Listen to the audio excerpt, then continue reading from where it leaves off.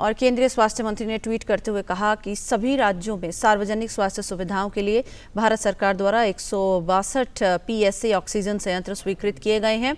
ये 154.19 metric ton द्वारा चिकित्सा ऑक्सीजन क्षमता में वृद्धि करेंगे।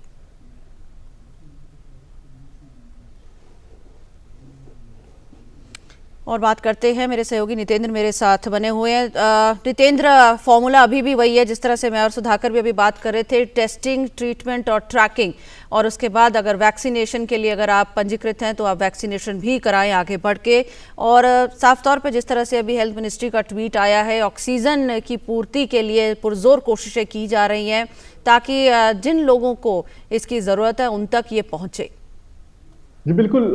सबसे बड़ी जरूरत इस वक्त अस्पतालों में ऑक्सीजन की है, ऑक्सीजन सपोर्टेड बेड की है, ऑक्सीजन सप्लाई की है। और इसी जरूरत को पूरा करने के लिए केंद्र सरकार ने एक बड़ा फैसला लिया है और इसमें 162 पीएसए ऑक्सीजन जनरेशन के लिए जो संयंत्र होता है, जहां जिससे ऑक्सीजन बनता है, वो पब्लिक फैसिलिटी में यानी कि सरकारी अस्पतालों में लगाया जा रहा है। केंद्र सरकार ने पूरी अपने पैसे से राज्यों को दिया है और ये जल्द ही इंस्टॉल हो जाएगा। और इससे कैपेसिटी 154 मीट्रिक टन ऑक्सीजन की वृद्धि होगी। और इससे फायदा ये होगा कि जितने भी हाई बर्डन स्टेट हैं, जिसमें हमें 11 राज्य कह रहे हैं कि जहां सबसे ज्यादा मामले हैं, उसमें भी 54 ऐसे जिले हैं जहां सबसे ज्यादा मामले हैं, वहां प्रायोरिटी के तौर पे इस ऑक्सीजन जनरेशन की जो प्लांट है उसको लगाया जाएगा। और केंद्र सरकार ने पूरा अपना खर्चा वहन किया है इसको लगाने में। तो इससे फायदा ये होगा कि जल्द से जल्द उन अस्पतालों में ऑक्सीजन की सप्लाई हो सकेगी, सुनिश्चित हो सकेगी। क्योंकि बीते 24 घंटे में 2,60,000 से ज्यादा मामले हैं, 1500 लोगों की मौत हुई है।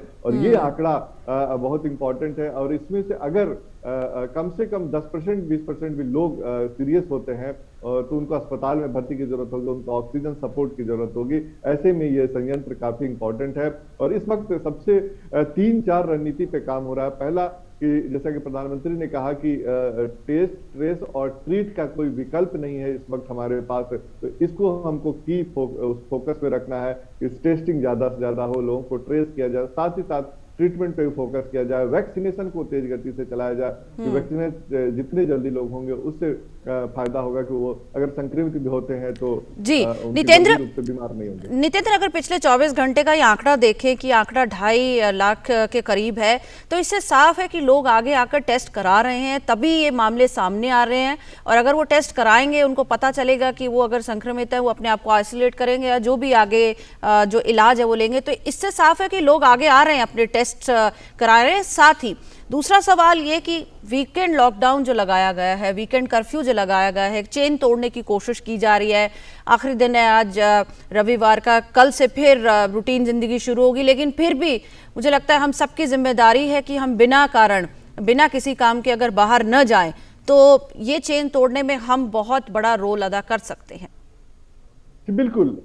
देखिए, जो सबसे बड़ी बात जो आंकड़े आ रहे हैं कि इतने 2,60,000 के आसपास लोग संक्रमित हुए हैं, तो टेस्टिंग कैपेसिटी बढ़ी है।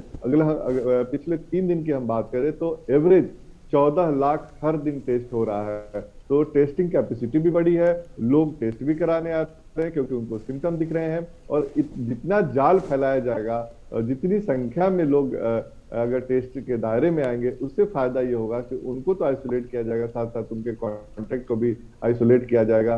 तो ये फायदा होगा कि संक्रमण के चेन को तोड़ने में मदद मिलेगी। साथ ही साथ जो वीकेंड लॉकडाउन की बात है, कोरोना कर्फ्यू की बात है, इसका फायदा हमें अगले 1 हफ्ते 10 दिन बाद देखने को मिलेगा कि बेवजह लोग घरों से नहीं निकल रहे हैं।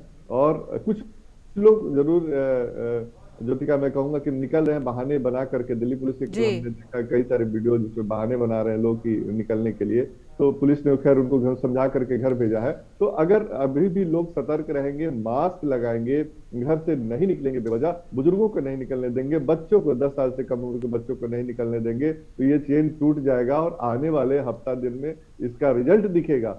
और इससे फायदा ये होगा कि लोगों के मन में भी अब डर हो गया है कि कम से कम अगर हम मास्क नहीं लगाएंगे तो अस्पताल संक्रमित होंगे तो अस्पतालों में बेड नहीं मिलेगी, क्योंकि रातों रात अस्पताल में बेड नहीं बन सकते और ना ही रातों रात डॉक्टर नर्स तैयार हो सकते। इसलिए पहला प्रयास ये कि हम संक्रमित ना हो और उसके लिए मास्क जरूर लगाएं।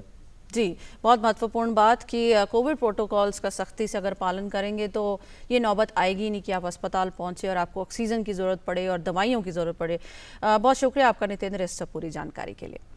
देश में कोरोना का कहर बढ़ता जा रहा है। पिछले 24 घंटे में 2,59,000 से अधिक नए मामले सामने आए हैं, जिससे देश